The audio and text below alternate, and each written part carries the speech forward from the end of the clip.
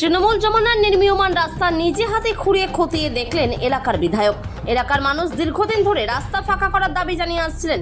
রাস্তার দাবিতে অবরোধ আন্দোলনে সামিল হয়েছিলেন। তৃণমূল জমানায় অবশেষে 8 কোটি টাকা বরাদ্দে প্রধানমন্ত্রী সড়ক যোজনায় রাস্তা তৈরির কাজ শুরু হয়েছিল, কিন্তু সে কাজ এতটাই নিম্নমানের যে এলাকার মানুষ তা নিয়ে ক্ষোভ ব্যক্ত করেছিলেন। নিম্নমানের রাস্তার প্রতিবাদে কাজ বন্ধ করে দিয়েছিলেন। নতুন সরকার ক্ষমতায় আসার পর নির্মীয়মান সেই রাস্তার কাজ খতিয়ে দেখলেন এলাকার বিধায়ক বিজেপির তাপস চন্দ্র রায়। কুশমুন্ডি এলাকার উষাহরণ থেকে সরলা পর্যন্ত রাস্তা নির্মাণের জন্য বরাদ্দ হয়েছিল 8 কোটি টাকা। এদিন বিধায়ক নিজের রাস্তা খুঁড়ে দেখলেন যে সে কাজ অত্যন্ত নিম্নমানের হয়েছিল। এদিন তিনি প্রশাসনের আধিকারিকদের সাথে নিয়ে সেই কাজ যথাযথ নিয়মে পুনরায় শুরু করার ব্যাপারে উদ্যোগ নেন। শিবশঙ্কর চ্যাটার্জির রিপোর্ট, বিগ নিউজ বাংলা। আপনারা দেখছেন কুশমুন্ডি ব্লকের অন্তর্গত দুটি প্রধানমন্ত্রী সড়ক যোজনার রাস্তা, যেটা কিনা কুশমুন্ডি থেকে উষাহরণ এবং আমাদের শব্দলপুর থেকে সরলা, এই যে রাস্তাটি প্রায় 8.5 কোটি টাকার মতন কাজ। এই কাজটি দীর্ঘদিন ধরে বন্ধ ছিল বা বন্ধ রয়েছে বিভিন্ন কারণবশত।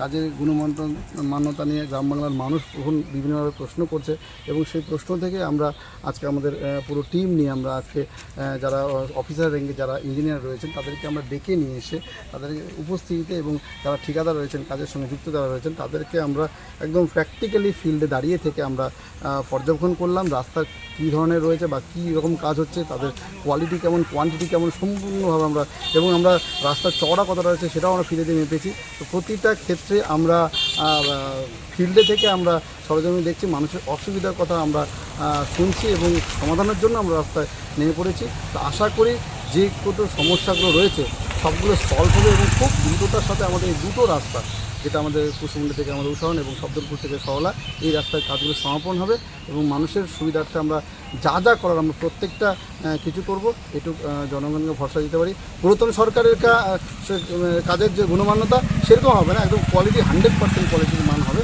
এটুকু বলতে পারি। এই বলে শেষ করছি। বন্দে মাতরম। নমস্কার।